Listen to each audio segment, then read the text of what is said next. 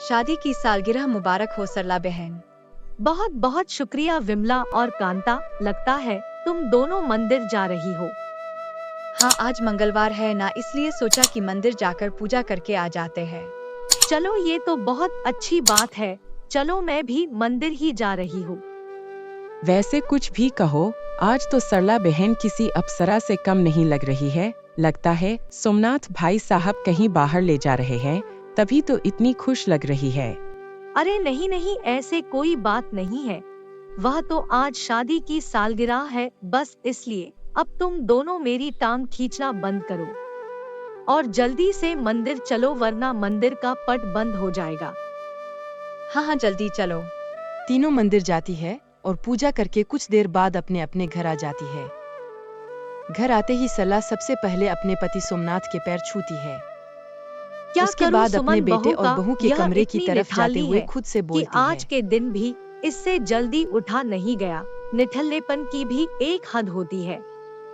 सरला सुमन को उसके कमरे के बाहर से आवाज देती है। कुछ देर बाद सुमन अपनी आंखें मलते हुए अपने कमरे से बाहर आती है। क्या हुआ माँ जी, आप इतनी सुबह सुबह मेरे कमरे के बाहर क्यों चिल्ला रही है? अभी तो बस 10 बजे हैं, थोड़ा और सोने दीजिए। अरे करमजली, तुझे कोई लाज शर्म है या नहीं? आज तेरी सास ससुर का शादी की सालगिरह है और तू है कि अपने कमरे में गधे घोड़े सब बेचकर सो रही है। आज तो कम से कम जल्दी सो के उठ जाती। माँ जी, सालगिरह आपकी है तो आप मुझे जल्दी उठा रही है। अभी आप मेरे कमरे से जाइए और मुझे सोने दीजिए। सुमन सरला के मुंह पर अपने कमरे का दरवाजा बंद कर देती है और सोने चली जाती है। सुमन की इस हरकत पर सरला को बहुत गुस्सा आता है, लेकिन वो उसको कुछ कह नहीं पाती और खुद ही रसोई के जाकर सभी के लिए खाना बनाने लगती है। कुछ देर बाद सभी खाने के लिए टेबल पर बैठते हैं कि तभी रवि कहता है। क्या बात है माँ, आज तो बहुत ही अच्छी खुशबू आ रही है, लगता है घर में कोई आने वाला है। नहीं बेटा, आज घर में कोई आ नहीं रहा है, बल्कि आज हमारी शादी की सालगिरह है। इसी खुशी में तेरी माँ ने इतना सब बनाया है। क्या बात कर रही हो माँ, ये बात अपने पहले क्यों नहीं बताया? आज के दिन तो आपको पापा के साथ समय बिताना चाहिए था और आप हो कि रसोई में लग गई। आप सुमन को बोल देती। तेरी लुगाई को नींद से फुर्सत हो तो मेरी मदद करने आती ना। मैं इसको कमरे में बुलाने गई थी, लेकिन ये। हाँ वही तो माँ जी, मुझे बुलाने आई थी। मैंने उनको कहा कि आप चलिए माँ जी, मैं अभी आती हूँ, लेकिन माँ जी मेरी पूरी बात सुने बिना ही रसोई में सारा खाना बना ली। चलो कोई बात नहीं माँ पापा, अब आप दोनों कुछ दिनों के लिए कहीं घूमने चले जाओ। मैं अभी आप दोनों के लिए टिकट करवा देता हूँ। अरे क्या बेटा, तू भी, इस सब की कोई जरूरत है? एक काम करता हूँ, मैं आज दफ्तर से छुट्टी ले लेता हूँ और तेरी माँ के साथ रहूंगा। सोमनाथ की इस बात से सभी राजी हो जाते हैं और सोमनाथ और सरला पूरे दिन एक साथ अपना समय बिताते हैं। ऐसे ही वक्त गुजरता है। सुमन घर का कोई काम नहीं करती है, जिसे देखकर सरला को बहुत गुस्सा आता है और वो उसको सबक सिखाने के लिए ठान लेती है। ऐसे ही एक दिन सरला की बहुत ज्यादा तबीयत खराब हो जाती है और वो अपने कमरे में ही आराम कर रही होती है कि तभी सुमन उसके कमरे में आती है। लो माँ जी, आप यहाँ है और मैं आपको पूरे घर में पागलों की तरह ढूंढ रही हूँ। वो मैं आपसे कहने आई थी, चलकर थोड़े बर्तन धो दीजिए, मैं किसी काम से बाहर जा रही हूँ। बहू, आज मुझसे कोई काम नहीं होगा। आज तू ही घर के सारे काम कर ले और मुझे आराम करने दे। आपका दिमाग तो ठीक है ना माँ जी, आपको तो पता है कि मैंने अभी कुछ दिन पहले ही अपना पेडिक्योर करवाया है और आप चाहती है कि मैं अपने कोमल हाथों से घर का काम करूँ? कभी नहीं। बहू, तू समझ नहीं रही है, मेरी तबीयत खराब है, इसलिए मैं तुझे कह रही हूँ। बस इतनी सी बात, आप आराम करो, मैं अभी डॉक्टर को बुला देती हूँ, उसके बाद दवाई खाकर आप घर का सारा काम कर देना। सुमन डॉक्टर को फोन करके अपने घर बुलाती है। डॉक्टर आकर सरला को चेक करती है और बताती है कि सरला माँ बनने वाली है। इतना बोलकर डॉक्टर कुछ दवाई देती है और वहाँ से चली जाती है। ये सब सुनकर सुमन के तो मानो पैरों तले जमीन ही खिसक जाती है। सुमन रवि और सोमनाथ को फोन करके सारी बात बताती है। जहाँ सुमन ये सब सुनकर दुखी थी, वही सरला अपने गर्भवती होने पे बहुत खुश थी। बहू, कितनी अच्छी बात है ना कि इस घर में एक छोटा मेहमान आने वाला है।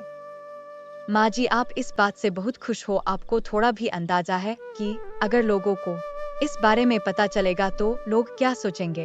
अब मेरी किस्मत में दोबारा माँ बनाना लिखा तो मैं क्या करूँ? चल जा, मेरे लिए कुछ अच्छा बना कर ला। माँ जी, आप खुली आंखों से सपना देखना बंद कर दीजिए। और ये सब सुनने के बाद तो बिल्कुल भी नहीं करूँगी। मुझे तो डर है कि लोग क्या कहेंगे। सुमन इतना बोलकर सरला के कमरे से चली जाती है। कुछ देर बाद रवि और सोमनाथ दोनों घर आते हैं।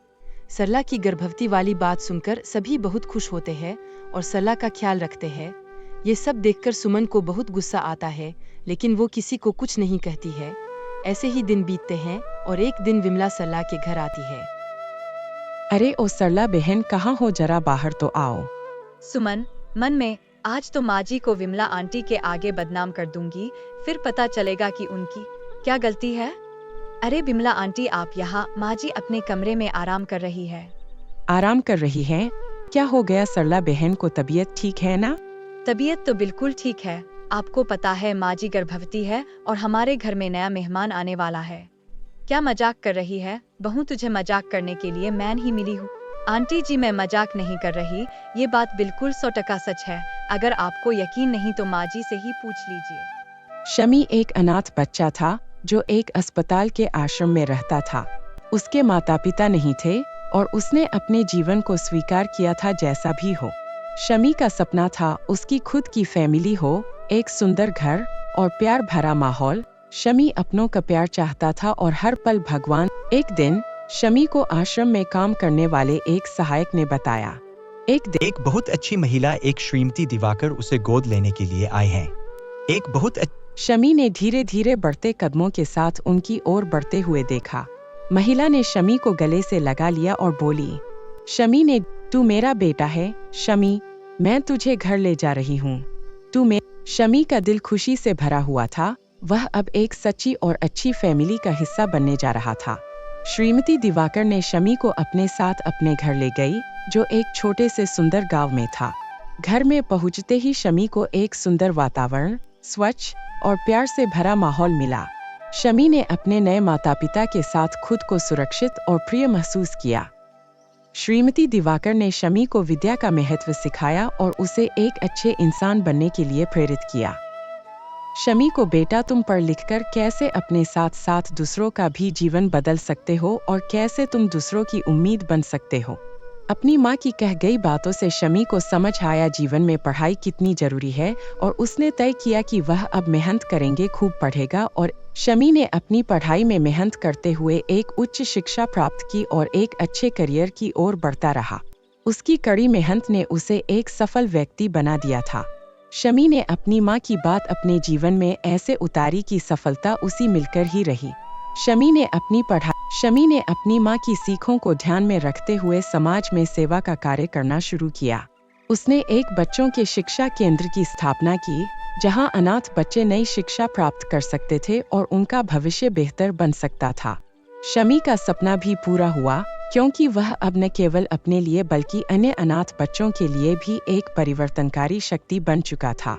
उसने उन बच्चों को माता पिता की ममता और गांव की भलाइयों के बारे में सिखाया और उन्हें